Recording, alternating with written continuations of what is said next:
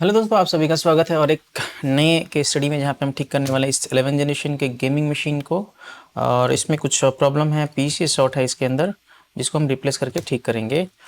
But उससे पहले मैं आप सभी को एक चीज़ बताना चाहूँगा कि मेरा एक नया बैच आ रहा है जो ऑक्सीजन मंथ में आएगा, और आप चाहते हैं अपने नॉलेज को अपग्रेड करना तो ज्वाइन कर सकते हैं। मुझे कनेक्ट करने के लिए आप और टेलीग्राम पे ज्वाइन कर सकते हैं। मेरा चैनल है जहाँ पर आप देख सकते हैं ये यहाँ पे आप देखेंगे तो किसी भी वीडियो के नीचे आपको एक लिंक मिलेगा जो कि ये है टेलीग्राम का। और इसको ओपन करेंगे तो आपका ये जो चैनल है यहाँ पे कुछ 700 समथिंग मेंबर्स हैं ऑलरेडी। आप यहाँ पे कनेक्ट करके मुझे ज्वाइन कर सकते हो, जहाँ पे बातचीत होती रहती है।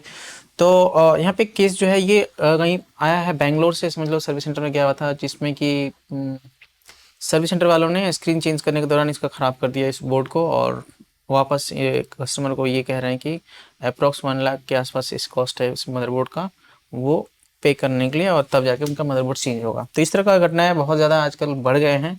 तो आप जहाँ भी दे रहे हो आपका यूनिट रिपेयर करने के लिए, आपको ध्यान में रखना होगा इस चीज़ को कि भाई ये कौन कर रहा है, किस तरह का बंदा है, किसको नॉलेज है। अब सर्विस सेंटर में ऑथराइज में जाकर के इस तरह से प्रॉब्लम हो जा रहा है तो अब बात ही अब क्या करें।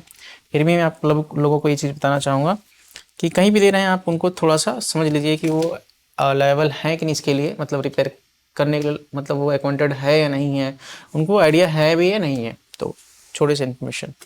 तो इस बोर्ड में पीसीएस शॉर्ट है, मैं आप सभी को दिखा दूँ। यहाँ पर अगर देखेंगे आप सभी तो ये मिल जाएगा शॉर्टिंग। आई थिंक इसको चेंज करना पड़ेगा मोड मेरे को।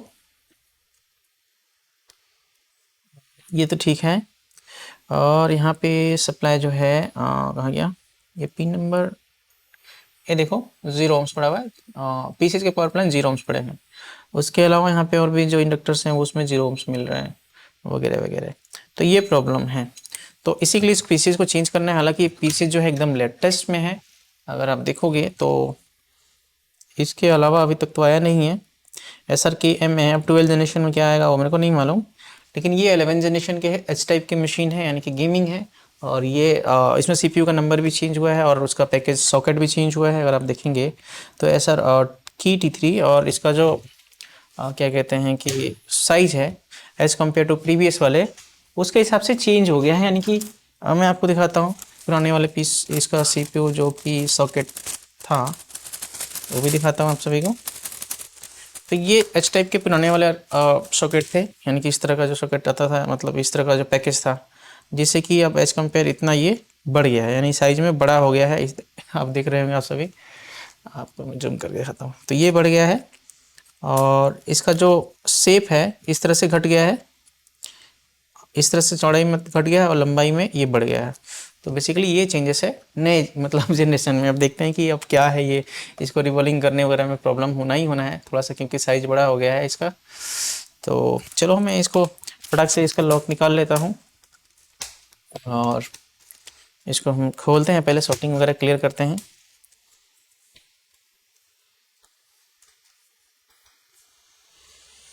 इंटेल वाला थोड़ा R&D करते रहता है नए नए, बिना मतलब साइज चेंज करके। अभी तक तो 10 जनरेशन तक तो वही पिछला साइज मैंने दिखाया वही था। उसके अलावा इन्होंने क्या चेंजेस किया है अब यही जाने। पैकेज चेंज कर दिया, मोनोपोली चल रहा है खाली,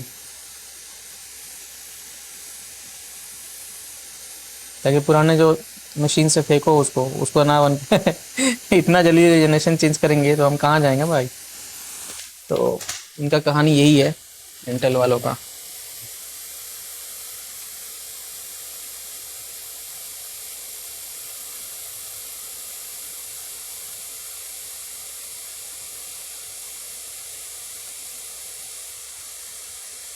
मैंने अप्लाई कर दिया थोड़ा सा फ्लक्स, जिसे हम निकाल लेंगे।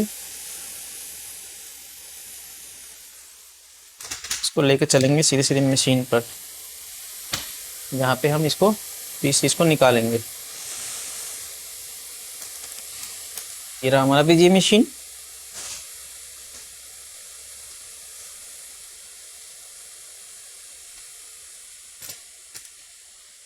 इसको मैं अलाइन करता हूँ ताकि हम निकाल सकें इसको।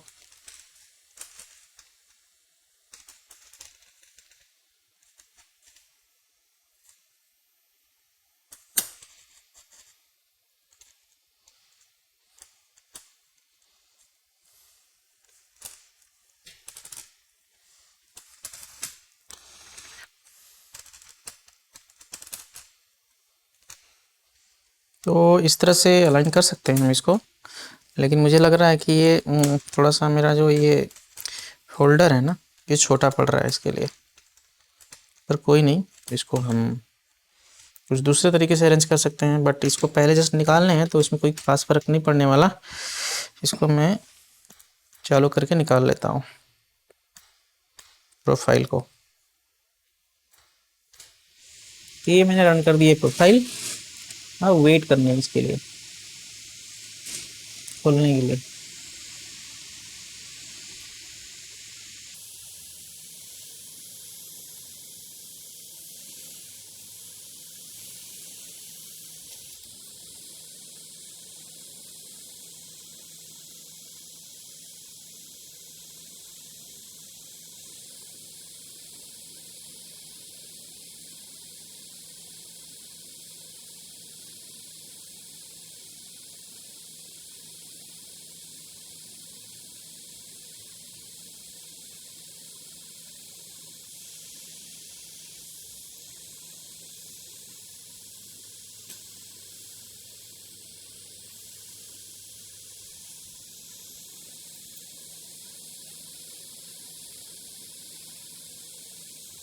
थोड़ा सा टाइम लगेगा, हमें वेट करना पड़ेगा यहाँ पर।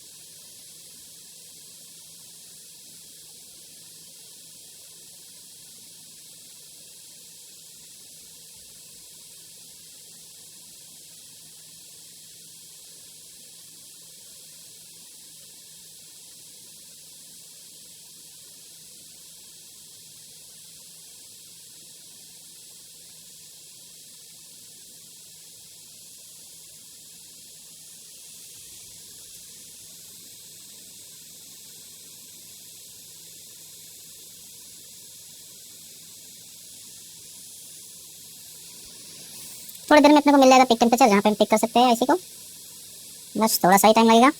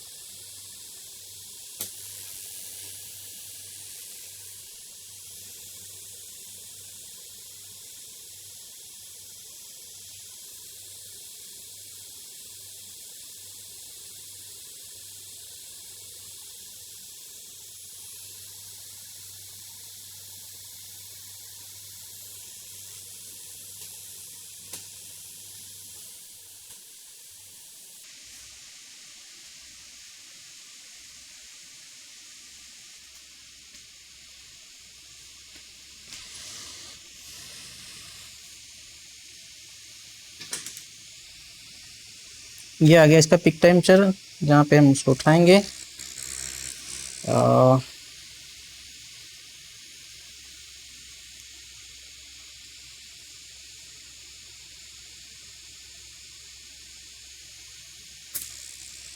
ये वेट करना पड़ेगा थोड़ा हमें फुल होने के लिए। फिर इसको मैं बोर्ड को पिक करूँगा यहाँ से, फिर चेक करेंगे इसको कि आगे क्या करना है।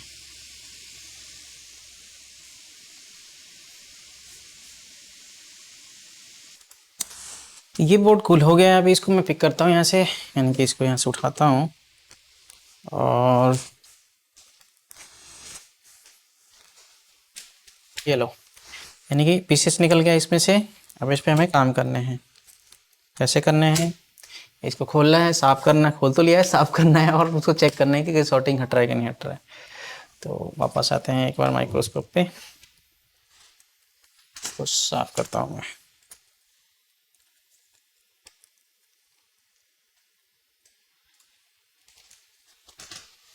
सब फ्लक्स से ये होगा इस पर।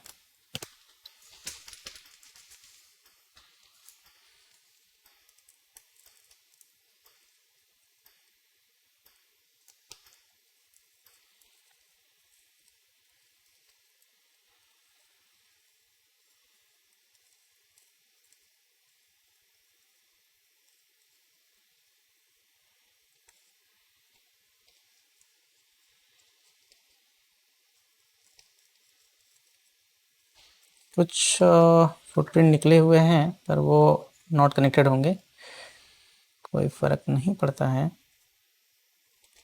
हालांकि वो तो निकल ही जाता है, नॉट कनेक्टेड जितने भी पिंस होते हैं वो निकल जाते हैं।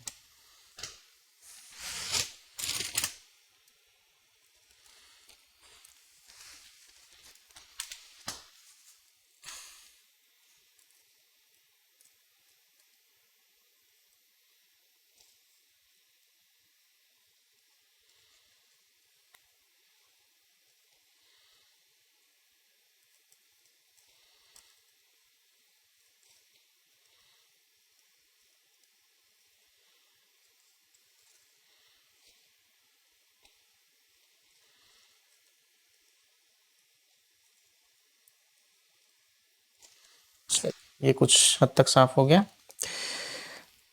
फिर इसको एक बार के लिए मैं वाटर लॉक से, वाटर लॉक कह रहा हूँ, वाटर सॉरी, मैं इसको क्लीन कर रहा हूँ लिक्विड से। इसके बाद फिर से इसको एक बार के लिए क्रॉस चेक करूँगा कि क्या इसमें कुछ छोड़ रहा हूँ मैं मिस्टेक्स। अगर छोटा रहेगा तो उसको ठीक करेंगे। अभी तो फिलहाल के लिए मेरे को हाथ में नज़र नहीं आ रहा है ऐसा कुछ।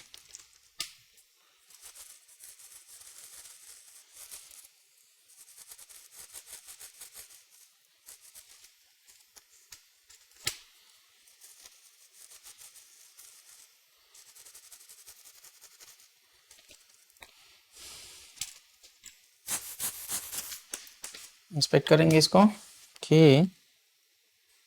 कुछ ऐसा है गलती।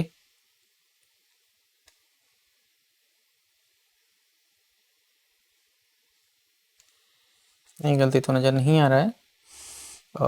एक बार के लिए शॉर्टिंग चेक करेंगे, यहाँ शॉर्टिंग वगैरह हट गया कि नहीं हट गया, फिर आगे का काम करेंगे इस पर। तो हमारा पिन नंबर 8 जो है भैंस के, वो दिक्कत कर रहा था, ठीक है वो तो हट गया। यहाँ पे 1.0 1.8 ये सारे शॉर्टिंग दिख रहे थे, वो भी गया। तो कुल मिलाकर के शॉर्टिंग हट गया इस पर।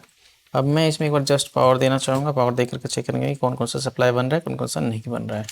तो इसका मैं कनेक्टर लेकर के आता हूँ, फिर लगाएंगे इसको। इसके बटन तो कीबोर्ड में ही है, तो सिंपल जस्ट डीसी कनेक्ट करके लगा लेते हैं एक बार और चेक कर लेते हैं कि क्या है कंडीशन, यानी कि इसमें कोई सप्लाई बन रहा है कि नहीं बन रहा है, वो भी देख लेते हैं एक बार।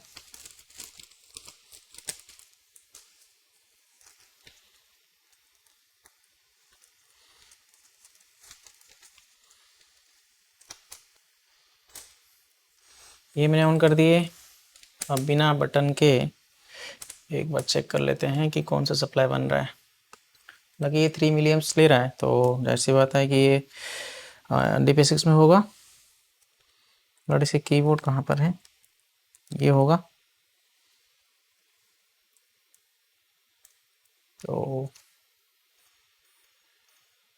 20 पे आ गया ये, तो फिर वापस चला गया। यानी कि एक बार के लिए हमें क्या करना होगा, ऐसे ही चेक करने होंगे ऑन ऑफ कर करके।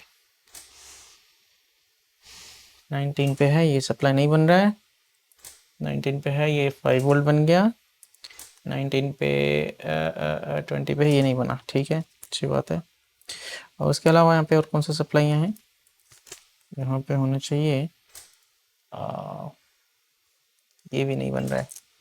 और पिन नंबर 8 के नहीं बन रहा है, नहीं 5 वोल्ट बन रहा है, तो 3 वोल्ट क्यों नहीं बन रहा है? 3 वोल्ट ये है क्या? नहीं 3 वोल्ट नहीं बन रहा है। एक बार देख लेता हूँ और कहीं पे लगा हुआ है 3 वोल्ट।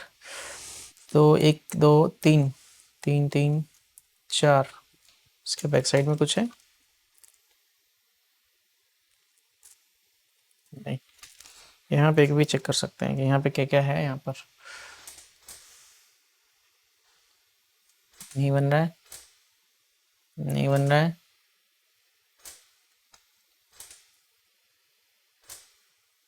5